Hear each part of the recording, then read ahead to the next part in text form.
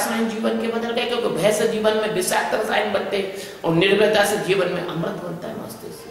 और तुमको पंडित जी ने भय डाल दिया,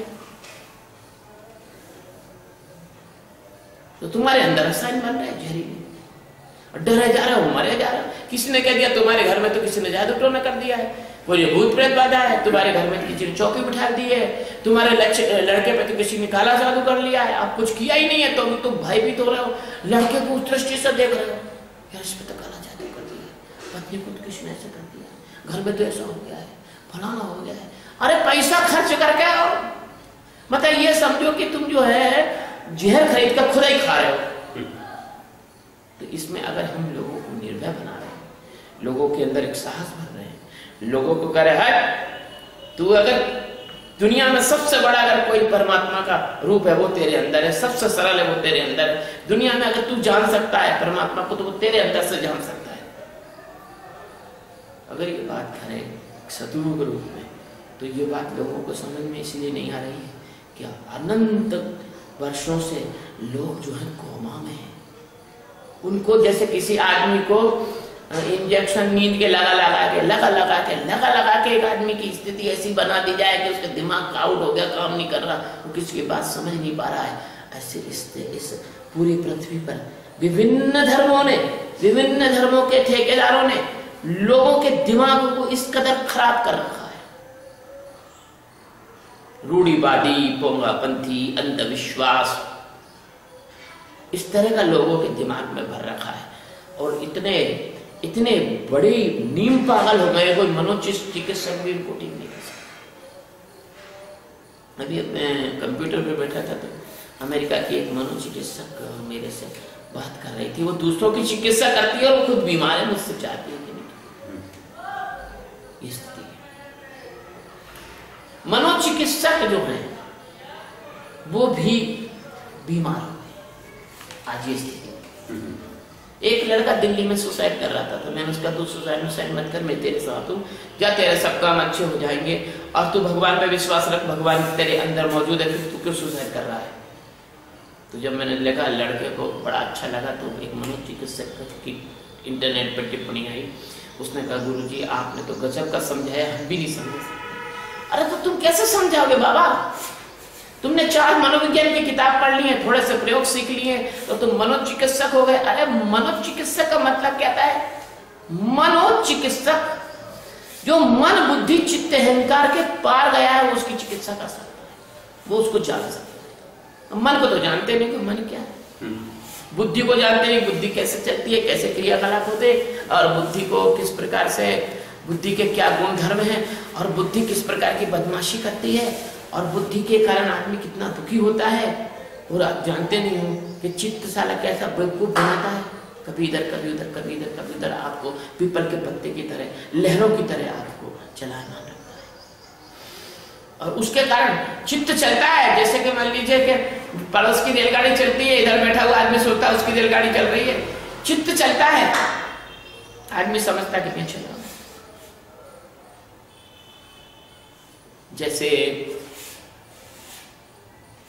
जैसे रेत में पानी का दिखना, जैसे आकाश में विभिन्न आकारों का दिखना, जैसे रात में सपनों का दिखना, जैसे पागल आदमी के दिमाग में भ्रम, ऐसे ही जो मन बुद्धि को नहीं जानते हैं। जैसे 3D पिक्चर में एक छोटी सी बात आई कि 2 देहाती लोग थे, 2-3 देहाती, वो 3D पिक्चर देखने को गए। अब 3D पिक्चर में पानी बरसा तो सब देहातियों ने अपने अपने छाते खोल लिए टाकीज के अंदर, तो पीछे वालों को छाते के कारण दिखा नहीं, तो उन्होंने कहा हटा उठा छाता ऐसा हटा, तुमको हमारे छाते में बताओ पानी बरस रहा है, क्यों छाता क्यों नहीं लाया? अब बताइए वहां पानी बरस रहा था क्या? वहां पानी बरस रहा था क्या? ऐसा तुम्हारा संसार 3D पिक्चर है। फिर क्या हुआ कि घोड़ा कूदा 3D पिक्चर में, तो देहाती के पास डंडे थे, तो उन्होंने ऐसा डंडा घुमा के घोड़े को भगाया, तो सामने जो बैठे थे खोपड़ी में डंडा लग गया। तो उन्हें क्या कर रहे हो यहाँ क्या? बोले क्या कर रहे हैं? अरे घोड़ा कूदा, घोड़े को भगाया, तुम्हारे ऊपर कूद गया, हम तो बच गए। तो कहने का मतलब ये चुटकुला ये बताता है कि आदमी अपने ही भ्रम से परेशान है। आदमी किसी और से परेशान नहीं।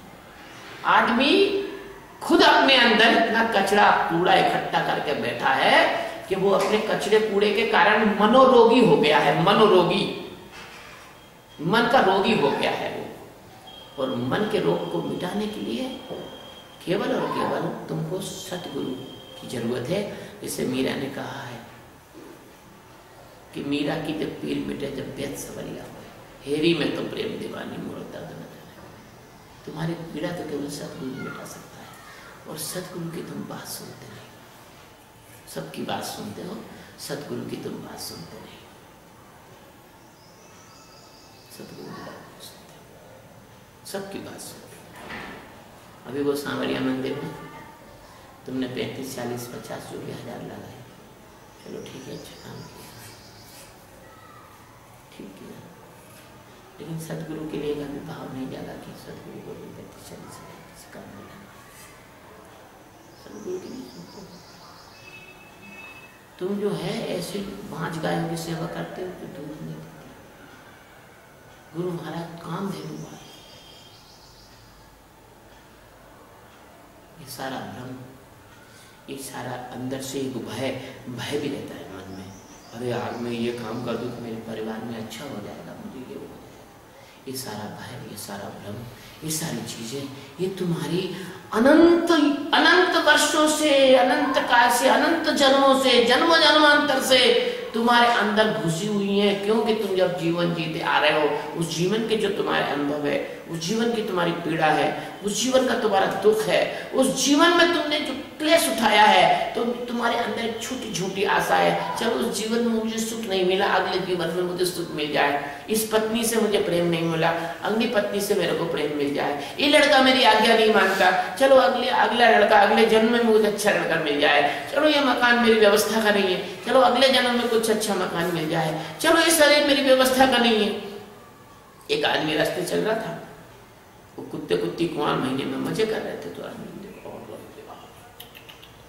ये कितना अच्छा है, साला ना कोई FIR है, ना 376 है, ना कोई मुकदमा है, ना कोई छेड़ने का है।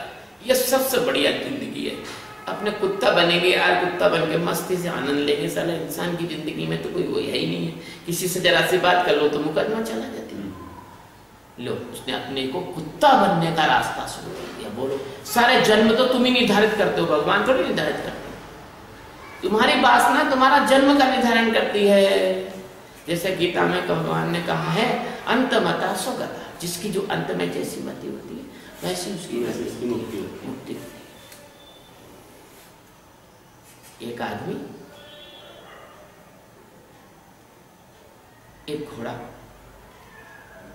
खेत में चल रहा था, अच्छा घोड़ा था। वहां से एक आदमी निकला, वो व्यापारी था। उसने कहा यार ये घोड़ा मुझे मिल जाए तो मैं इसकी पीठ पर नमक, हल्दी, धनिया, मिर्ची, अचार, पापड़ रख के व्यापार बेचूंगा यार, व्यापार करूँ। ऐसा सोचते हुए वो आदमी निकल गया। पीछे दूसरा आदमी, वो मांस का व्यापारी था, कसाई था।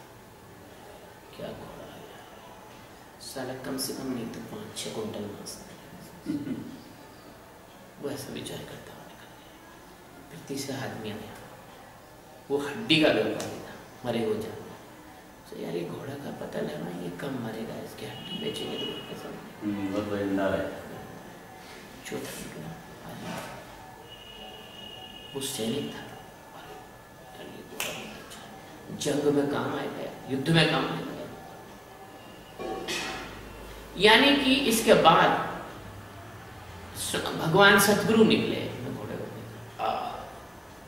ये घोड़ा क्या दिव्य घोड़ा, इसकी आत्मा कितनी अच्छी होगी।